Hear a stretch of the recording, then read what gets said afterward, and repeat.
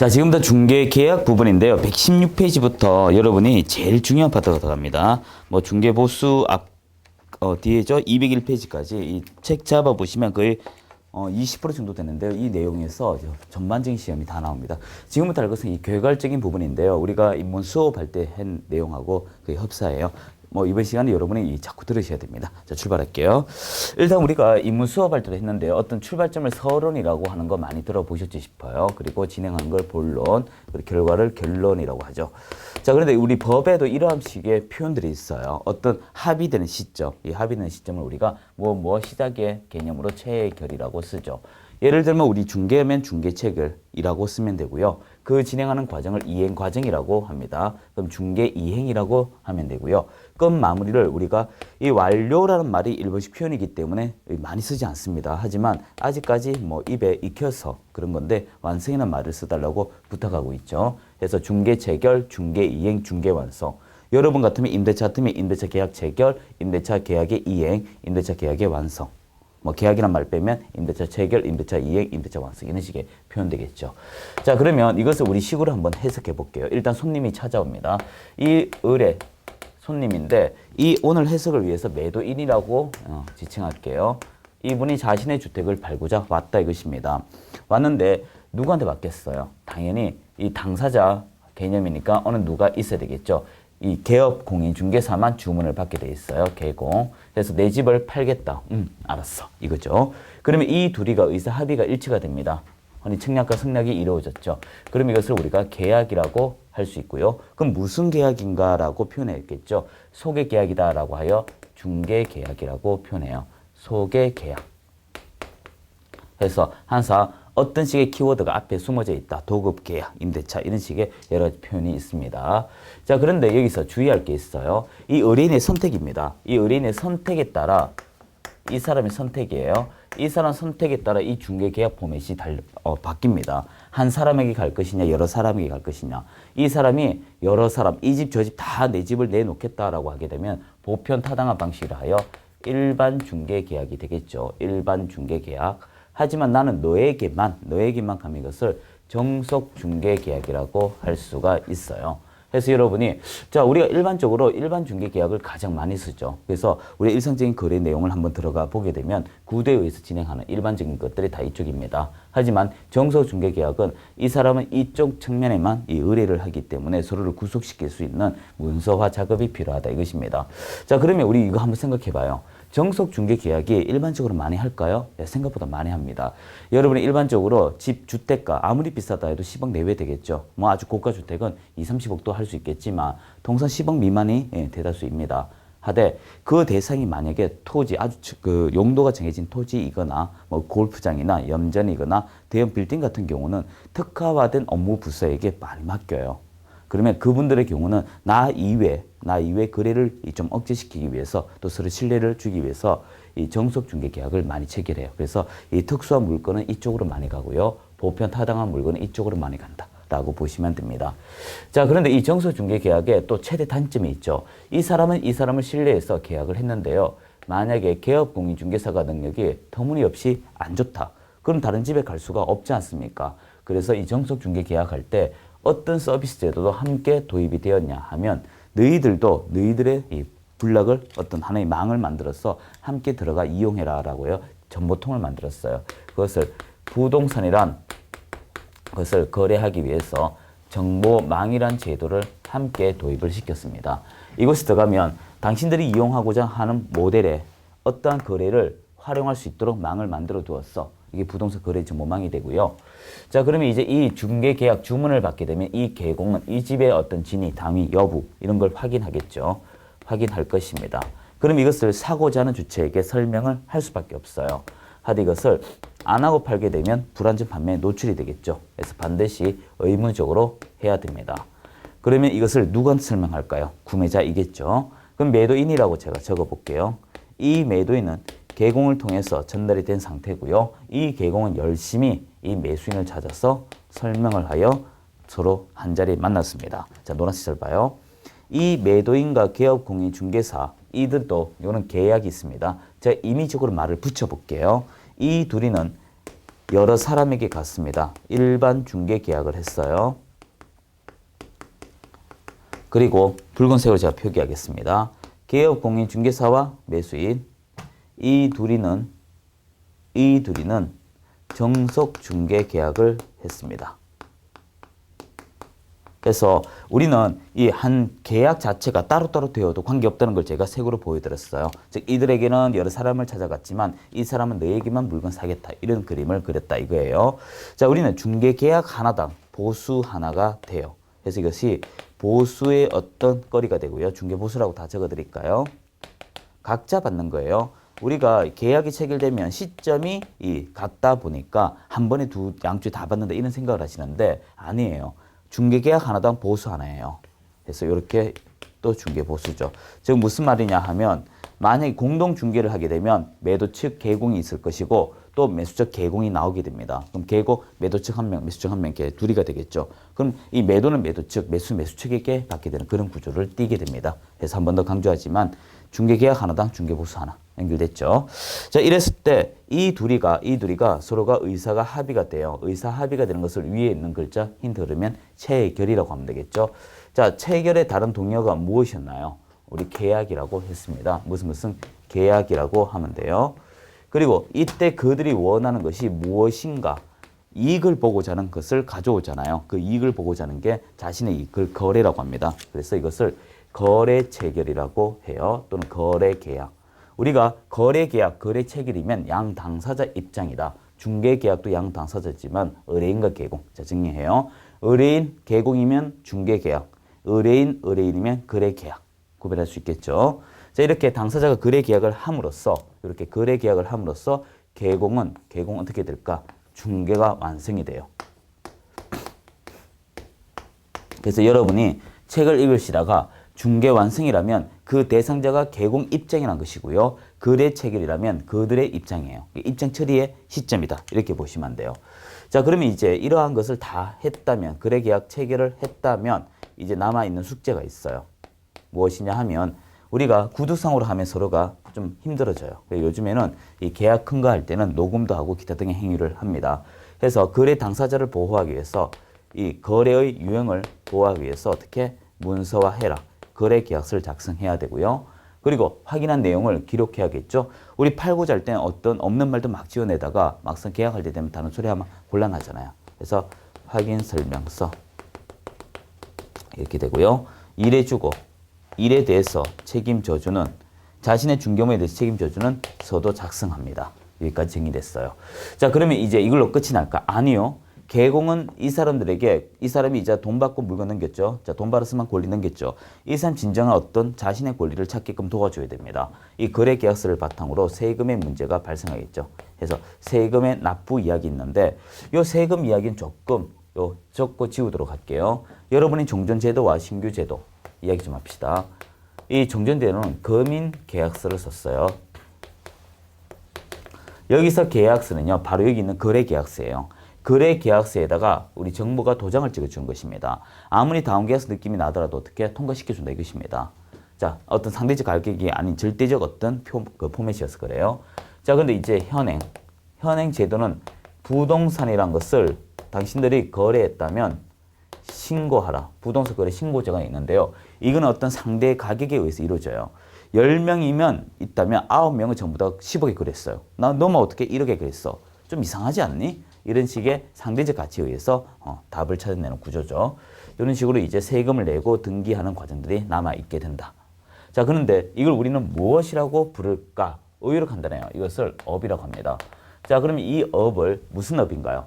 중개의 과정이었죠. 그래서 이것을 중개업이라고 해요.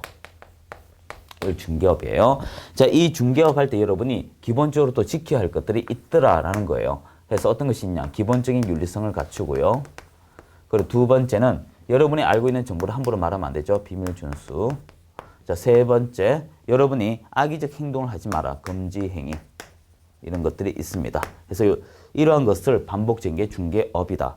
자, 그럼 이 중개업을 하였을 때 여러분이 정상적인 거래를 하면 참 좋아요. 한데 정상적인 거래를 하지 아니하게 되면 제재가 따라가겠습니다. 이때 우리 제재는 어디까지 행정부에서 하는 제재이기 때문에 행정제재라고 표현하고요. 자, 제가 조금 더 이렇게 파란색으로 페이지 기재를 할 거예요. 페이지. 요 그대로 여러분 보셔야 돼요. 행정제재의 경우는 이렇게 됩니다. 너 일하지 마. 일하지 마 하는 것을 우리가 행정처분이라고 해요. 행정처분은 우리가 취소와 정지가 있습니다. 이렇게 되고요. 그리고 행정벌이라고 했어요. 행정벌. 행정벌은 크게 두 가지입니다. 여러분이 직접적인 잘못을 하게 되면 행정형 벌이 돼요. 이걸 징역 또는 벌금이라고 하는데요. 행정형 벌이라고 하죠. 형사처벌입니다. 시중에 우리가 사법기관에 힘을 받아서 뭐 처벌한다 하면 요걸 찾는 문제예요. 징역 또는 벌금입니다. 그리고 여러분 앞으로 있을 그 간접적으로 유도하는 거죠. 차단시키기 위해서 하는 것을 행정질서벌이라고 합니다. 여러분 그 공법 시간에 이행강제금하고 똑같은 성격이에요. 이행강제금은 반복적이고 우리 여기서 하는 과태료는 일시적인 요금을 얘기한다. 그래서 행정벌, 행정벌, 행정벌, 행정행정, 행정제재 이렇게 됩니다. 그래서 이게 계속해서 묶여가요. 우리가 이 내용들을 전체 내용이 40% 가까이 되니까 꼭 숙지를 해 주셔야 돼요. 본 수업 들어가기 전에 이 내용들을 여러분이 자주자주 봐줘야 됩니다. 문제 상당히 많이 나와요. 자, 일단 우리 책 페이지 보면서 아, 이 영역 배울 때 여기구나 하는 걸 인식해야 돼요. 이게 116페이지죠. 자, 그리고 120페이지.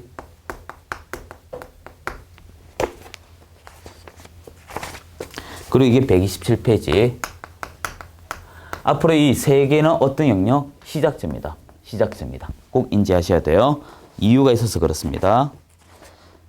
자, 한 장 넘겨서 이제 133페이지 보면 기본 윤리 있고 여러분이 뒤에는 134페이지 쭉 있죠. 일단 133, 여기 133에 숫자만 좀 적어볼까요? 여기 133에 해당하고요.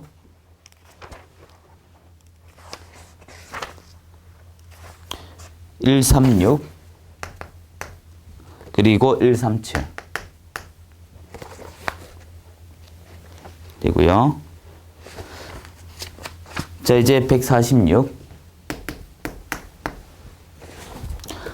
확인 설명 의무 확인 설명서는요. 내용은 함께 있을 수밖에 없습니다. 하지만 작성 시점은 여기다. 여기 같은 내용인데 작성 시점이 여기다. 그걸 말하고 있어요. 그리고 이제 거래계약서 153 되고요. 자, 이제 부동산 거래 신고 제가 지었지만 이게 159예요. 요 뒤에 세금 얘기 있었죠. 우리가 세금 얘기 부동산 거래 신고가 159 되고요. 그리고 170페이지.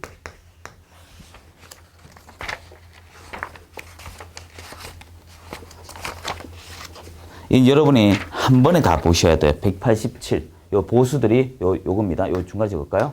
187 이렇게 돼요. 자, 그래서 이 뒤에 요 부분 뒤에 나오는데요. 중간에 보채 교육하는 것은 별도로 보셔야 돼요. 별도입니다.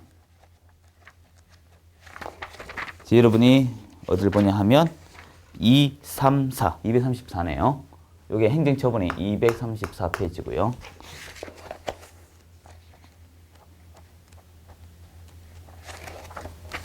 (257페이지) 여기 257이에요. 해서 요 지금 파란색들을 여러분이 보시면서 아, 이게 이 파트이구나 하고 연결시켜야 돼요. 예를 한번 들게요. 이게 왜 중요하냐면 예를 들고 또 다른 얘기 좀 하겠습니다. 그 자꾸 써야 돼요. 요것만 제가 좀 지우도록 할게요. 예를 들어서 여러분이 이렇게 금지 행위를 하면 안 돼요. 만약에 개업공인중개사가 윗돈을 받았습니다. 윗돈은 수수료 초과죠. 수수료 초과의 경우는 금지 행위에 들어가거든요. 이 개공이 금지 행위를 하게 되면 방금 했던 수수료 초과의 경우는 상대적 등록 취소이면서 등록을 취소할 수 있다 이거예요. 그게 의도적이면 등록을 날려버립니다. 실수라면 좀 이해를 하겠다 이거죠. 두 번째의 경우는 여기는 행정형벌에 의해서 1년에 1천의 사유에 들어가게 돼요.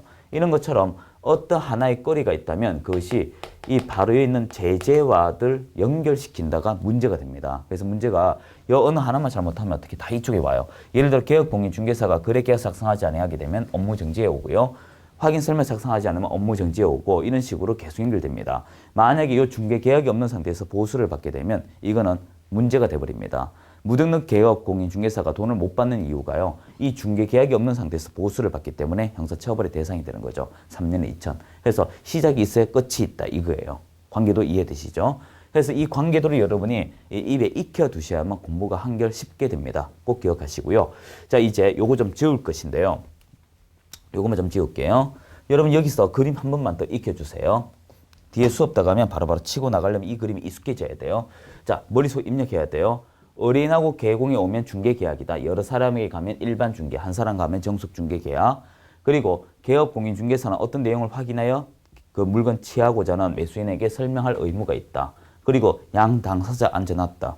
이때 매도인과 매수인, 거래 당사자 만난 걸 거래책을 또는 거래계약이라 하고 개공의 입장은 이걸 중개를 완성시키는 것이라고 한다. 이때 어떤 계약이든지 관계가 없다. 둘이를 만나게 하고 이에 대한 결과로서 돈을 받는 것이고요.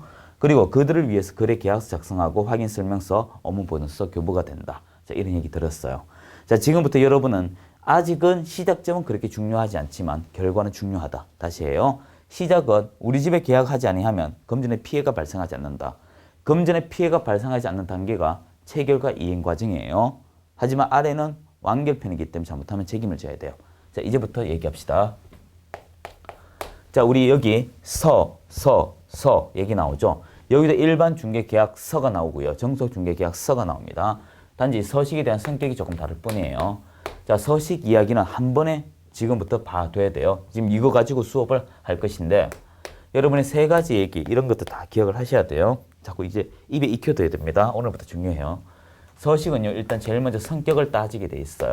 성격은요, 모든 것은 최고 권한자인 국토교통부 장관이 만들어둔 서식을 쓰고요. 국정이 만든 서식입니다. 이것을 법에서 정하면 이 사람이 법에서 만들면 법정 서식이라고 하고요. 이것을 반드시 사용하면 의무적 서식, 그리고 이용하면 좀 어때? 하면 권장 서식이라고 표현해요. 이때 여러분이 권장이라고 나오게 되면 항상 무엇이 나오냐 하면 위에 적을게요. 여러분이 이거 적을 수 있으면 이거 안 써도 돼요. 그런데 이거 못 적으면 이거 써. 이런 식으로 필요적 기재 사항이라는 게 나와요. 필요적 사항. 그래서 필요적 사항이 있다는 것들은 전부 다 권장 서식이다. 이렇게 보시면 돼요. 없으면 어떻게 할까? 이거 써. 이런 뜻이고요. 두 번째, 성격을 알면 그 다음 작성의 의무가 있습니다. 이때 작성은 최종 책임자가 하는 것인데 우리가 권한이 내보다 높은 사람이 해요. 여기는 전부 다 개공입니다. 개공. 그래서 개업공인중개사가 일반 중개계약서, 정속중개계약서, 거래계약서, 확인설명서, 업무보증서 이렇게 작성을 한다는 것입니다. 그런데 여기서 주의할 것이 거래계약서와 확인설명서에 있어서는 개업공인중개사 외 소공도 가능해요. 하지만 오늘은 예외적인 건 일단 하는 거 아니에요. 원칙만 기억하세요. 개업공인중개사가 작성하고 작성이라는 키워드가 나오면요. 요게 나오면 그 다음 나올 단어는 교부와 보존이라는 단어가 입에 익혀두세요. 판서 계속 그렇게 합니다. 교부는 내 앞에 사람이에요. 내 앞에 사람이 한 사람이죠. 내 앞에 있는 사람이 두 사람이죠. 한 사람을 우리가 의뢰인, 두 사람이면 당사자 이렇게 돼요. 그래서 의뢰인 또는 당사자. 그러면 한 부를 주고 두 부를 준다. 이 말이 되겠죠. 그리고 보존은 개공이 합니다. 보존하면 기간이 나와요. 없는 것도 있고요. 점은 없다는 것입니다. 3년짜리도 있고 5년짜리도 있어요. 우리 시험은 이렇게 세 가지가 있습니다. 자, 이때 내 하나 보관합니다. 만약에 의뢰인이라면 이건 중개계약 일반 중개 이쪽이죠. 그럼 두부 작성이라고 하면 돼요. 밑에 거래계약서 확인 설명서 같으면 두부 한부기 때문에 세부 작성이라고 하면 돼요. 그래서 이 작성은 두부가 될 수도 있고 세부가 될 수도 있다는 것입니다. 그리고 이제 책임을 져야 돼요. 책임은 항상 우리 자필 기록하는 서명이 있고요. 그리고 여러분 사인한다고 할까요? 돈 찍는 날인이 있어요. 날인. 자, 그런데 우리 사인은 안 됩니다. 도장을 반드시 찍어야 돼요. 도장. 예.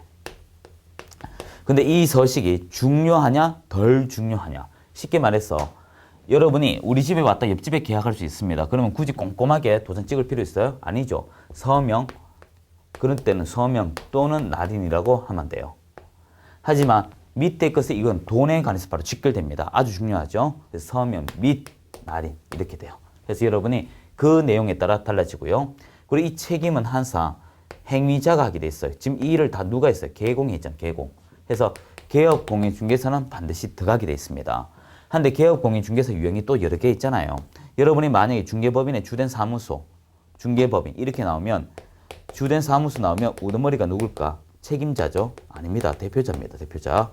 여기서 이렇게 잘 바꾸네요. 그리고 분사무소가 대표자 아니에요. 책임자예요. 시험은요. 여기서 이걸 자꾸 바꿔냅니다. 이렇게. 그래서 이때는 개업공인중개사라고 하지 않고 주된 사무소는 대표자, 부분사무 책임자 이렇게 얘기하고요.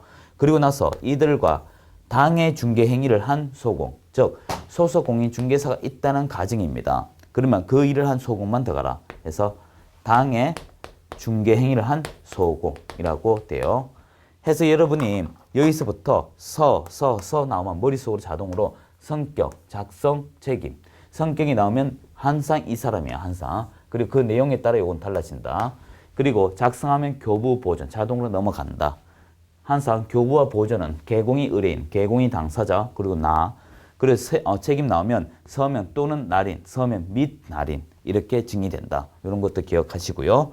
자, 그리고 하나만 더 하고 우리 진도 조금만 더 들어갈게요. 파란색을 좀 봐주세요, 여러분. 무슨 말이냐 하면 제가 파란색 잡았는데 실지 거래할 때 예정 금액 이 정도이면 되겠다. 이걸 예정 금액이라고 해요. 이 정도이면 되겠다. 이게 예정 금액이에요. 어디까지냐면 자 봐요. 여기까지예요. 위에는 전부 다 예정 금액이에요. 예정 금액. 하지만 아래는 다 거래 금액이에요. 한데 여러분이 예정 금액이 하나 더 있어요. 확인 설명서. 그래서 이것이 어렵다라고 하면 이렇게 보세요. 이게 어려우시면요. 이렇게 기억하시면 돼요. 거래계약서 이후는 전부 다 어떻게? 실제 금액이다. 그래서 거래계약서 이후는 세금밖에 없어요. 세금. 그래서 세금 나오는 부동산 거래 신고나 금인이나 거래계약서는 실제 금액이라고 해야 되고 예정금액 이렇게 된다. 가능하시겠죠? 이런 식으로 관계도 기억해야 돼요.